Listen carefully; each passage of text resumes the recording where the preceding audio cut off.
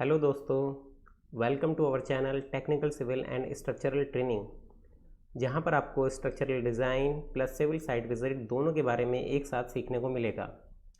यानी books plus software skills plus course plus site visit all in one track. इस video में हम ईटैप्स पर अपनी ट्रेनिंग की शुरुआत करेंगे। ईटैप्स ट्यूटोरियल पर हम दो सीरीज़ करने वाले हैं। First 0 to intermediate level, then second intermediate to expert level. तो शुरू करते हैं। अगर आपने ईटैप्स 2017 को इंस्टॉल नहीं किया है तो यूट्यूब पर सर्च करें how to install ETABS 2017 with crack, और वहां से सबसे पहले ईटैप्स 2017 को इंस्टॉल कर लीजिए। और अगर आपने इंस्टॉल कर लिया है तो वीडियो में हमारे साथ बने रहिए। अब सबसे पहले अगर आपने इंस्टॉल कर लिया है ईटैप्स को तो उसका आइकन आपके डेस्कटॉप पर दिखेगा। वहाँ जाकर आप डबल क्लिक कीजिए। ये बुर्ज खलीफा दिखाई गई है जिसकी मॉडलिंग ईटैप्स पर की गई थी। अब इसके बाद आपके सामने ये विंडो ओपन होकर आ जाएगी। इसमें फाइल में जाइए, न्यू मॉडल में जाइए। अब ये विंडो आपके सामने ओपन हो जाएगी। इसमें थर्ड वाला ले लीजिए, इस पर क्लिक कीजिए। देन फर्स्ट चीज़ है यूनिट, तो यहाँ पर एसआई यूनिट ले लीजिए। इसके बारे में आपने हाई स्कूल में ही पढ़ा होगा। एसआई यूनिट में मतलब किलो न्यूटन, मीटर, एमएम, ये सब बातें हैं। यानी आप जो भी सॉफ्टवेयर में इनपुट देंगे वो लेंथ को मीटर में और लोड को किलो न्यूटन में देंगे। सेकंड चीज़ है स्टील सेक्शन डेटाबेस। यहाँ पर बहुत सारे ऑप्शन हैं। तो आप इंडिया में रहते हैं, इंडिया में बिल्डिंग डिज़ाइन कर रहे हैं तो यहाँ इंडियन ले लीजिए। तीसरी चीज़ है स्टील डिज़ाइन कोड, ये IS 800 होता है, आपको मालूम होगा। फोर्थ है कंक्रीट डिज़ाइन कोड, तो यहाँ पर IS 456 ले लीजिए और ओके कर दीजिए। अब इसके बाद ये विंडो ओपन हो जाएगी। इसमें अभी आपको कुछ नहीं करना है, बस जस्ट ओके कर दीजिए। अब ये तीन विंडो आपके सामने ओपन होकर आ जाएंगी। लेफ्ट वाले को क्लोज कर दीजिए। अब सबसे पहले यहाँ रुककर हम आपको बताते हैं कि साइट पर जो कोई बिल्डिंग अगर बनानी होती है हमें, तो सबसे पहले वहाँ एक्सकेवेशन होता है, फिर फाउंडेशन डाला जाता है, उसके ऊपर सुपर स्ट्रक्चर तैयार किया जाता है। लेकिन मॉडलिंग में क्या होता है, सबसे पहले आपको सुपर स्ट्रक्चर तैयार करना पड़ता है ताकि उससे जो लोड्स और मूवमेंट्स आप कैलकुलेट कर सको वो उसको फाउंडेशन पर उसके हिसाब से फिर फाउंडेशन की मॉडलिंग की जाती है। तो एक दूसरे का रेसिप्रोकल है। तो आप ये फ़र्ज़ कीजिए कि आप साइट पर फाउंडेशन कास्ट हो चुका है, अब उसके ऊपर काम कर रहे हैं ताकि हम modelling and civil site visit दोनों को एक साथ लेकर आगे बढ़ें। अब सबसे पहले साइट पर आपको क्या मंगाना होगा, दो मटेरियल ऑर्डर करने पड़ेंगे, कंक्रीट और स्टील। कंक्रीट में अलग अलग ग्रेड होते हैं, M25, M30, M35 वगैरह। तो अगर आप G+4, G+5 बिल्डिंग बना रहे हैं जिसकी हाइट 50 मीटर से कम है, तो कोड के हिसाब से आपको minimum grade of concrete M25 लेना चाहिए। और अगर आपकी बिल्डिंग की हाइट 50 मीटर से ऊपर है, एक हाई राइज बिल्डिंग है, तो IS 16700 एक कोड है हाई राइज बिल्डिंग के लिए, टॉल बिल्डिंग स्ट्रक्चर के लिए। उसके हिसाब से फिर आपको minimum grade of concrete M30 लेना चाहिए। तो हम यहाँ पर G+4 बिल्डिंग डिज़ाइन कर रहे हैं ट्यूटोरियल पर, इसलिए हम M25 साइट पर मंगाएंगे। साथ में स्टील का ग्रेड कोड कहता है कि Fe 500 मिनिमम होना चाहिए और Fe 415 आपका रिंग्स और जो स्ट्रैप्स होते हैं बीम से उनके लिए होना चाहिए। तो ये दो स्टील ग्रेड के आपके दो ग्रेड के आपको स्टील ऑर्डर करने पड़ेंगे और एक कंक्रीट M25 आपको साइट पर ऑर्डर करना पड़ेगा। अब सॉफ्टवेयर में जब मॉडलिंग करेंगे तो क्या करेंगे, यहाँ पर आपको उनकी वैल्यू को, जो उनकी प्रॉपर्टीज़ हैं उनको डिफ़ाइन करना पड़ेगा। तो आप मटेरियल में जाइए, डिफ़ाइन में जाइए, फिर मटेरियल में जाइए और यहाँ ऐड न्यू मटेरियल कर दीजिए। सबसे पहले रीजन है, यहाँ इंडिया ले लीजिए, मटेरियल टाइप है कंक्रीट ले लीजिए और ये आपका ग्रेड है M25 ले लीजिए, ओके कर दीजिए। जैसे आपने ओके किया तो आपके सामने ये विंडो ओपन होकर आ जाएगी। इसके अंदर M25 की जो भी मैकेनिकल प्रॉपर्टीज़ हैं वो सारी दी हुई हैं। तो इसमें जो सबसे इंपॉर्टेंट प्रॉपर्टी है वो है modulus of elasticity E 25,000 MPa है। अगर इसके बारे में अगर आपको ज़्यादा विस्तार से जानना है तो हमने वीडियो में एक लिंक दिया है, आप वहाँ से इसके बारे में देख सकते हैं कि बहुत इंपॉर्टेंट प्रॉपर्टी है। इसका यूज़ आगे अर्थक्वेक डिज़ाइन में भी होगा, हम आपको बताएंगे। इंपॉर्टेंट तो ये सारी हैं लेकिन इसको हमने ज़्यादा हाईलाइट किया है। तो यहाँ ओके कर दीजिए। अब इसके बाद दोबारा ऐड न्यू मटेरियल कीजिए और यहाँ कंक्रीट की जगह आप कर दीजिए रिबार स्टील। अब रिबार आपने कर दिया यहाँ पर। अब यहाँ पर ग्रेड हैं, दो दी हुई, बहुत सारी ग्रेड दी हुई हैं। HYSD ग्रेड 500 ये ले लीजिए। हाई यील्ड स्ट्रेस डिफॉर्म्ड बार, ओके कर दीजिए। तो ये सारी प्रॉपर्टीज़ की आ गई। यहाँ पर भी मॉडुलस ऑफ इलास्टिसिटी बहुत इंपॉर्टेंट है, ओके कर दीजिए। फिर दोबारा ऐड न्यू मटेरियल कीजिए और आपके 500 की जगह 415 डिफाइन कर दीजिए एंड देन ओके कर दीजिए। तो ये आपकी दोनों कंक्रीट और स्टील दोनों की प्रॉपर्टी यहाँ पर डिफाइन हो गई और आप ये फर्ज कीजिए कि साइड पर ये दोनों मटेरियल भी आ गए हैं। अब नेक्स्ट चीज़ आपको क्या करनी है, अगर आपको कॉलम खड़े करने हैं तो कॉलम खड़े करने के लिए आपको फर्मा मंगाने पड़ते हैं। फर्मा आप समझते हैं कि कोई कॉलम मान लीजिए आपका 230 बाई 300 का है, तो उसको खड़ा करने के लिए जो शटरिंग करते हैं, तो जो टिम्बर की जो शटरिंग करते हैं उसको फर्मा बोलते हैं साइट की लैंग्वेज में। तो वो आपको मंगाने होंगे, तो आप वो ऑर्डर करोगे साइट पर और यहाँ पर ईटैफ पर उसको डिज़ाइन कर दोगे उस साइज़ को। तो आप सेक्शन प्रॉपर्टीज़ में आइए, देन फ्रेम सेक्शंस में आइए और यहाँ पर आप ऐड न्यू प्रॉपर्टी कीजिए और यहाँ पर कंक्रीट कीजिए। इसके बाद ये प्रॉपर्टी नेम है, आप कॉलम कास्ट करने वाले हैं। मान लीजिए कॉलम आपका 230 बाई 300 का है, तो C 230 बाई 300 ये मैंने सेंटीमीटर में लिखा है ताकि थोड़ा जितना छोटा होता है ना उतना ही बाद में जब विजिबल होता है बाहर तो वो कंजेस्टेड नहीं होता दूसरी प्रॉपर्टी के साथ। तो इसलिए मैं यहाँ पर ये सेंटीमीटर में 23 सेंटीमीटर बाई 30 सेंटीमीटर लिखा। ये कोई वैल्यू इनपुट वैल्यू नहीं है, ये सिर्फ एक नेम है, इसलिए मैंने इसे ये नेम दिया है।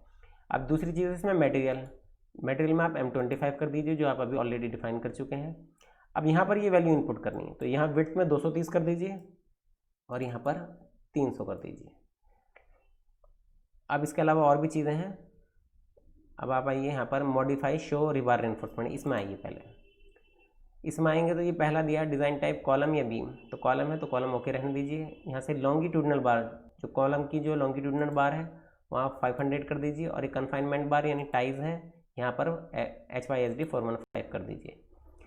तीसरी चीज़ जो इंपॉर्टेंट है यहाँ पर क्लियर कवर टू कन्फाइंड बार, जो क्लियर कवर है यहाँ 40 mm कोड के अकॉर्डिंग, IS 456 के अकॉर्डिंग 40 होता है, तो यहाँ ओके कर दीजिए, ये देन ओके कर दीजिए। तो ये आपने कॉलम डिफाइन कर दिया, गोया कि आपने साइट पर कॉलम के लिए वो फर्मा मंगा लिया, आप ये मानिए। और यहाँ पर ये आपने कॉलम की प्रॉपर्टी डिफाइन कर दी। अब साथ में आप बीम का करते हैं, वापस आप ऐड न्यू प्रॉपर्टी पे कीजिए और कंक्रीट में जाइए और यहाँ पर बीम को B से, और बीम भी हम 230 बाई 300 की ले रहे हैं।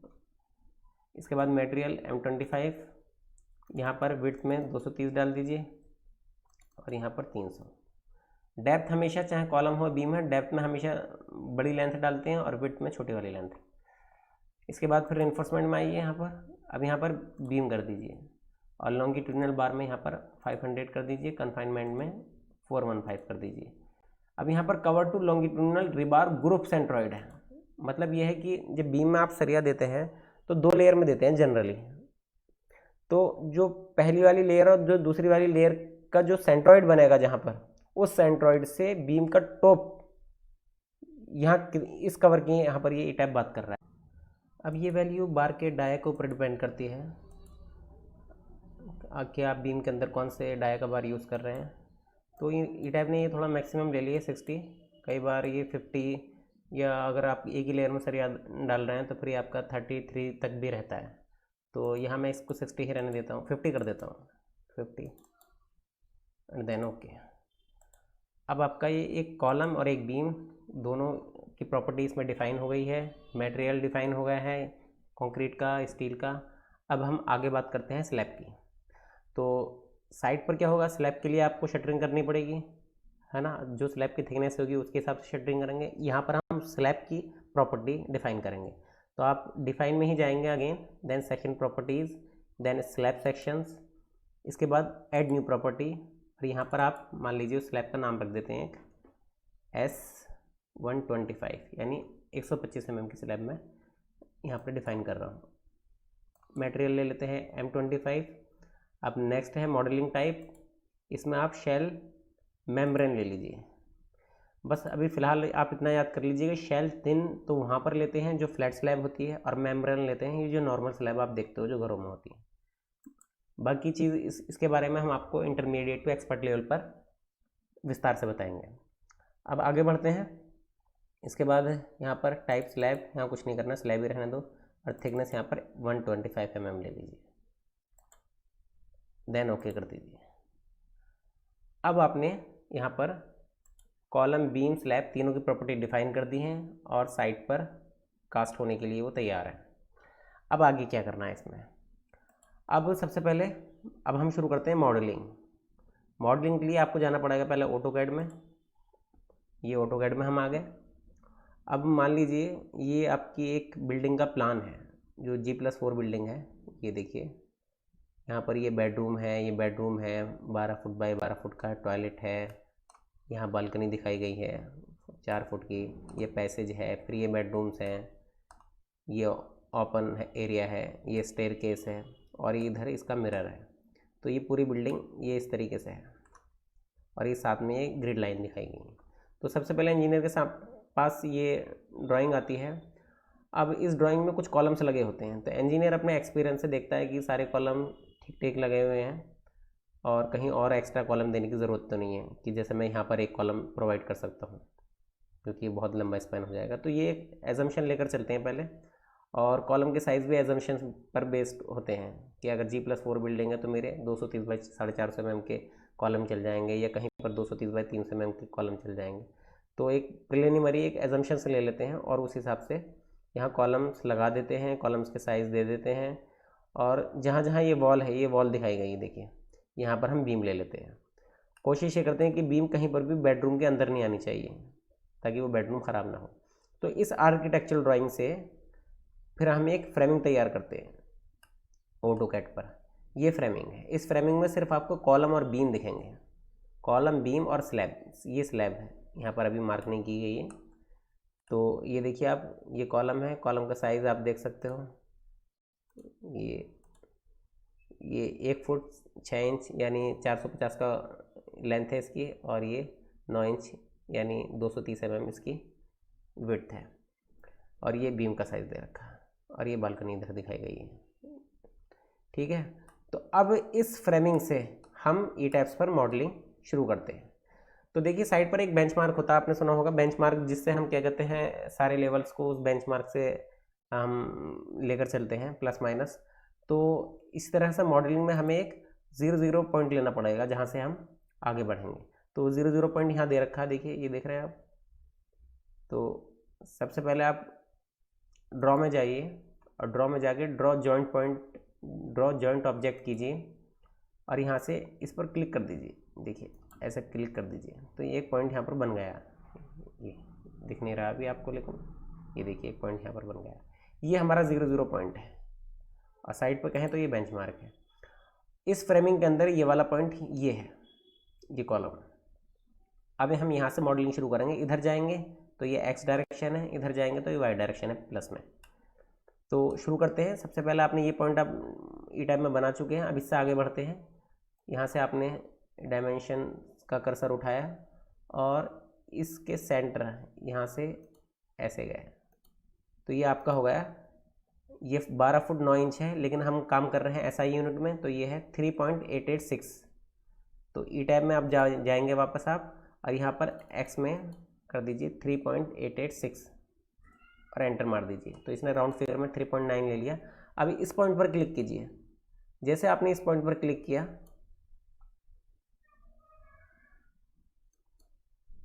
तो सॉरी एक चीज़ गड़बड़ हो गई।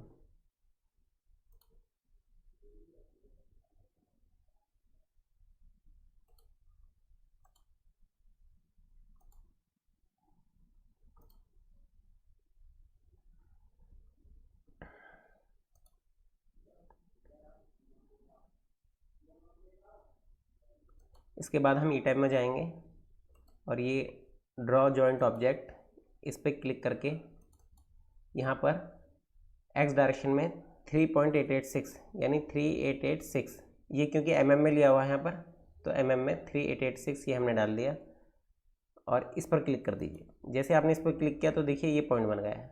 ये जो दूसरा पॉइंट है आपका वो है ये पॉइंट। इसके बाद फिर आप तीसरा पॉइंट बनाएंगे। तीसरा पॉइंट में आप क्या करेंगे, वो यहाँ से क्लिक करेंगे सेंटर से और जाएंगे आप इस बीम के सेंटर तक। ध्यान रहे हमें बीम के सेंटर लेना, कॉलम के सेंटर नहीं लेना, वरना उससे फिर इसमें कुछ इनएक्यूरेसी आ जाती है बाद में। तो इस सेंटर से दूसरे सेंटर ये है 5.296 यानी 5296 mm। अब वापस सी टाइप में जाएंगे और यहाँ पर 5296 mm ये टाइप कर देंगे और इस पर क्लिक करोगे आप तो ये नेक्स्ट पॉइंट बन गया है। तो इस तरह से आप एक्स डायरेक्शन में जितने पॉइंट्स हैं वो सारे पॉइंट ले लेंगे, ये पॉइंट लेंगे, फिर ये वाला पॉइंट लेंगे। हर जगह आपको बीम का सेंटर लेना। पहले आपको एक बीम की फ्रेमिंग बनानी है मॉडलिंग में, उसके बाद फिर हम कॉलम बाद में लगाएंगे। तो ये पॉइंट आ गए। अभी मैं इस डायरेक्शन का भी एक पॉइंट आपको बता देता हूँ। आप डायमेंशन पे क्लिक करेंगे और इसके सेंटर से, इस बीम के सेंटर से ये ऊपर को ये ऐसे करके ले लेंगे। तो ये हो गया आपका 5334। तो आप यहाँ तो ज़ीरो कर देंगे और यहाँ पर डाल देंगे 5334। ऊपर को वैल्यू जा रही है इसलिए पॉजिटिव, और नीचे जाते तो माइनस में रखते हैं।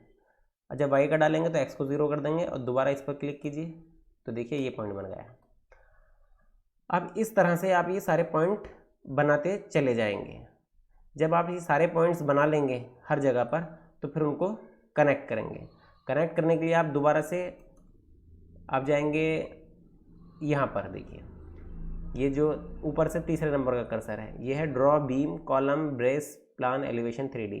तो इस पर क्लिक कीजिए। अब यहाँ से टाइप ऑफ लाइन यानी फ्रेम है, प्रॉपर्टी में आप यहाँ पर कर देंगे बीम जो आपने डिफाइन की थी B 230/300। देखिए जितना मैं आपको बता रहा हूँ बस आपको उधर ही कंसंट्रेट करना। जो एक्स्ट्रा चीज़ें इसमें हैं उनके बारे में अभी मैं एक्सप्लेन नहीं कर रहा हूँ, अभी ज़रूरत भी नहीं है। जैसे जैसे ज़रूरत होगी एक्सप्लेन करूँगा। तो आप ये कंफ्यूज मत होइएगा कि बाकी और चीज़ें क्या हैं, वो जैसे ही बाय डिफ़ॉल्ट पड़े रहने दीजिए। अब यहाँ से आपने प्रॉपर्टी ले ली। अब इसको देखिए ऐसे ये करके ये कनेक्ट कर दिया और इसको यहाँ से ऐसे ये कनेक्ट कर दिया।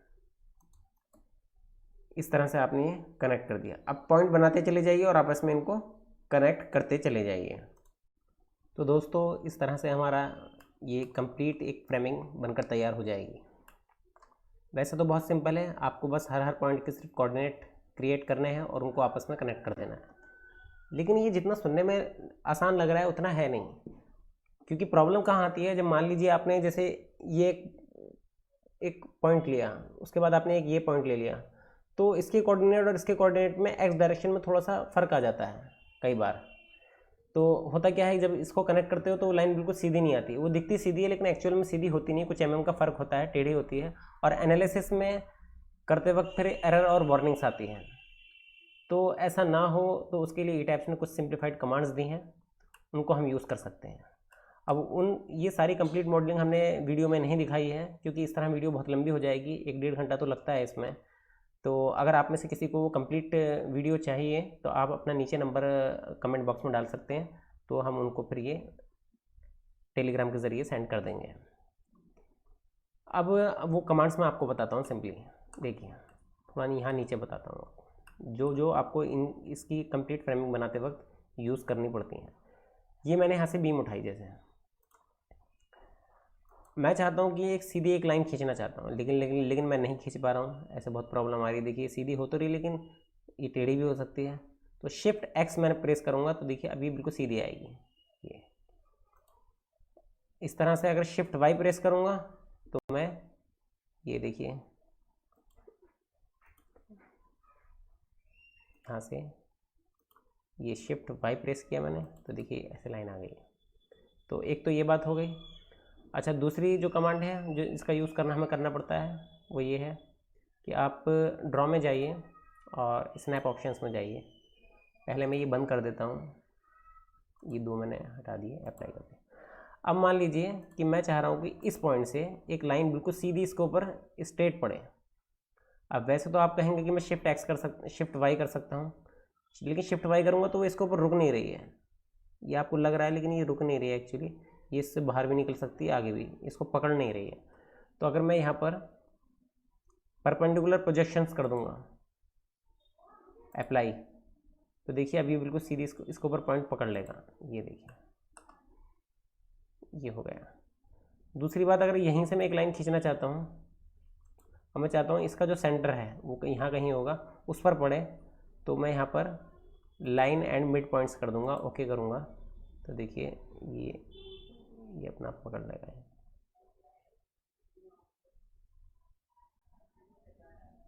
ये देखिए ये मिड पॉइंट पकड़ लिया। तो कई बार मिड पॉइंट पकड़ना होता है, या कई बार मान लीजिए इसका एक यूज़ ये भी है कि मैं चाहता हूँ कि इस लाइन का मिड पॉइंट से मैं कोई बीम निकालूँ, तो ये मिड पॉइंट से मैं ऐसे निकाल सकता हूँ। फिर चाहे मैं शिफ्ट एक्स करके इसे इस डायरेक्शन में ले जा सकता हूँ। तो दो कमांड का एक साथ यूज़ करना पड़ जाता है। तो ये सारी कमांड का यूज़ करते हुए हम आगे बढ़ते हैं। ये मैंने डिलीट कर दिया। अच्छा, ये जॉइंट क्या है पहला वाला, अगर इसको मैं हटा दूंगा तो देखिए अब क्या है, अब मैं इस पॉइंट पर क्लिक कर रहा हूँ तो देखिए पकड़ नहीं पा रहा है इसको, लेकिन जब जॉइंट कर देता हूँ अप्लाई, तो अब ये इसको पकड़ लेता है। तो इस तरह से ये और भी इसमें कमांड्स हैं जो इंपॉर्टेंट थी, मैंने आपको बता दी हैं। बाकी जब आप प्रैक्टिस करोगे तो आपको बहुत सारी चीज़ें समझ में आ जाएंगी। तो इस तरह से ये कंप्लीट एक फ्रेमिंग बनकर तैयार हो जाती है। अब इसके बाद हम स्लैब की मॉडलिंग करते हैं। स्लैब की मॉडलिंग के लिए हम क्या करते हैं, ये देखिए ये स्लैब के 3 आइकन दिए हुए, यहाँ क्लिक कर लेते हैं सबसे ऊपर वालों पर, ड्रॉ फ्लोर वॉल।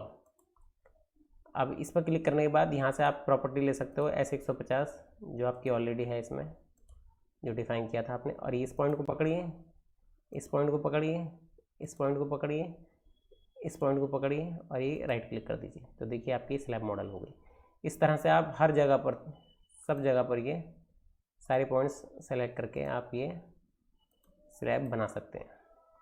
इसके लिए एक स्लैब का एक नीचे ये आइकन भी है, ये सिर्फ रेक्टेंगुलर के लिए, जैसे इसको ऐसे करके भी बना सकते हैं ये, लेकिन इसमें दोबारा से दिखाता हूँ आपको। ये देखिए, अब देखिए, हाँ अब एक ये देखिए, अब मैं चाह रहा हूँ कि इसका ये पॉइंट पकड़ना, लेकिन ये पॉइंट पकड़ नहीं पा रहा।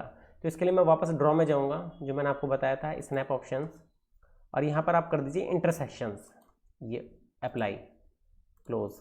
अब देखिए अब ये पॉइंट पकड़ना शुरू हो गया, ये पॉइंट भी पकड़ना शुरू हो गया। देखिए ये मैंने इस तरह से यहाँ स्लैब बना दी।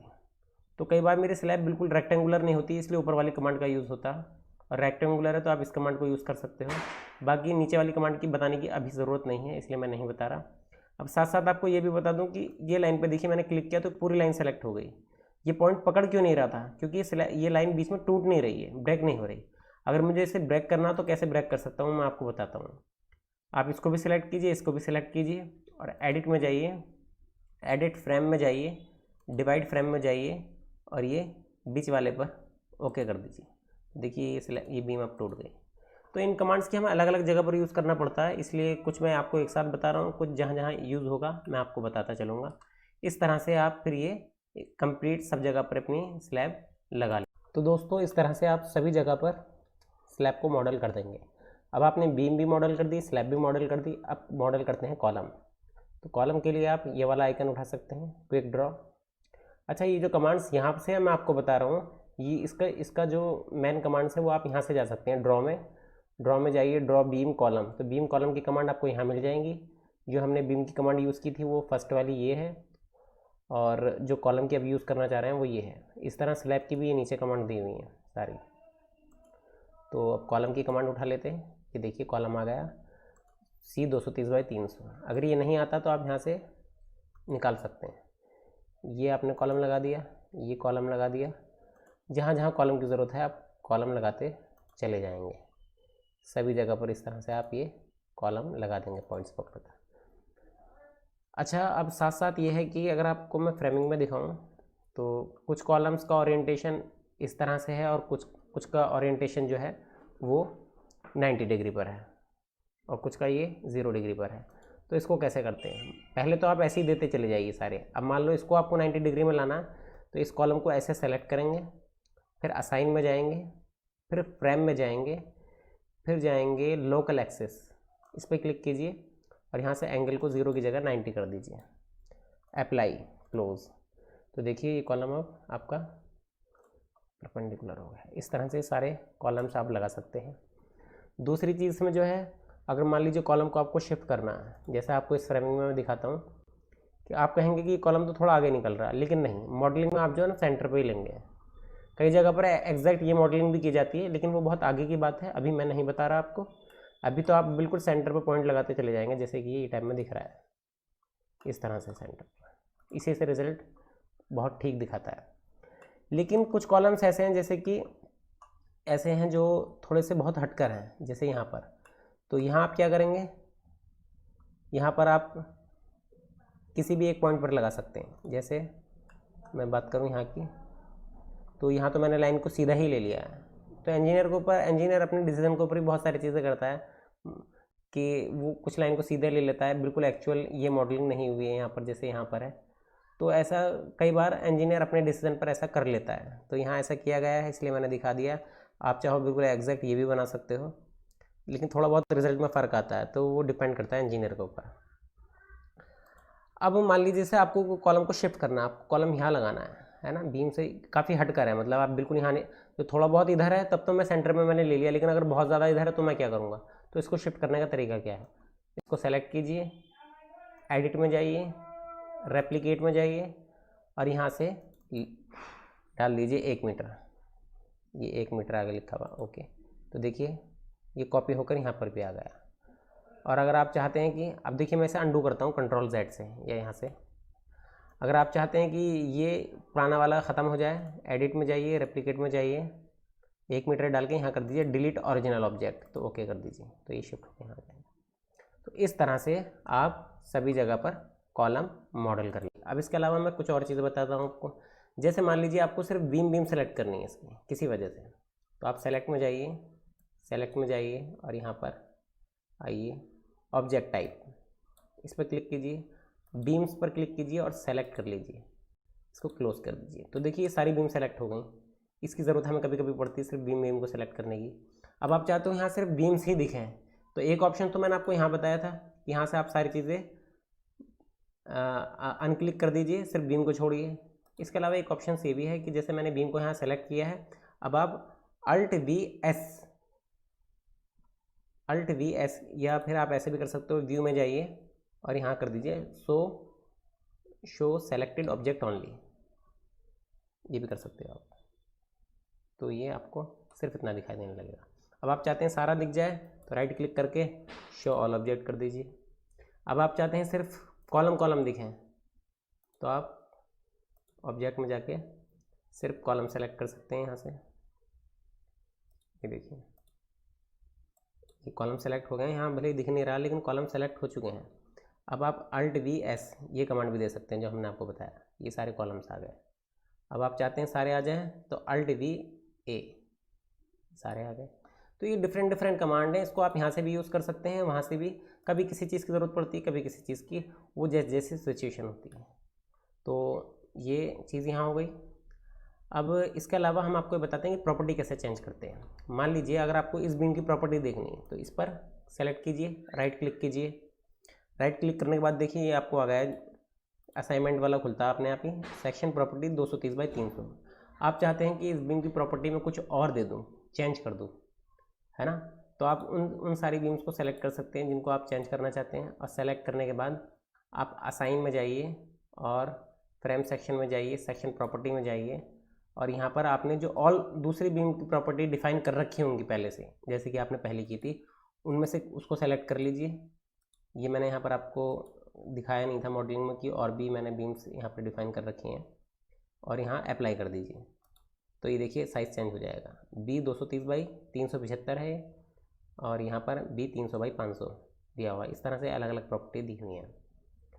तो इस तरह से आप कॉलम की प्रॉपर्टी भी चेंज कर सकते हैं और इस तरह से आप स्लैब की भी कर सकते हैं। जब स्लैब की करेंगे तो इस तरह सेलेक्ट करेंगे, असाइन में जाएंगे और यहाँ पर शेल में जाएंगे। जब कॉलम और बीम की करेंगे तो फ्रेम में जाएंगे और जब स्लैब की करेंगे तो शेल में जाएंगे और ये स्लैब सेक्शन में जाके कोई और अगर प्रॉपर्टी आपने दे रखी तो वो आप यहाँ पर असाइन कर सकते हैं। तो इस तरह से ये सारे चेंजेस कर सकते हैं। और भी कुछ चीज़ें आपके सवाल हो सकते हैं, आप हमें कमेंट बॉक्स में कमेंट में डाल सकते हैं, तो हम उसका हाईली रिस्पॉन्ड देंगे आपको।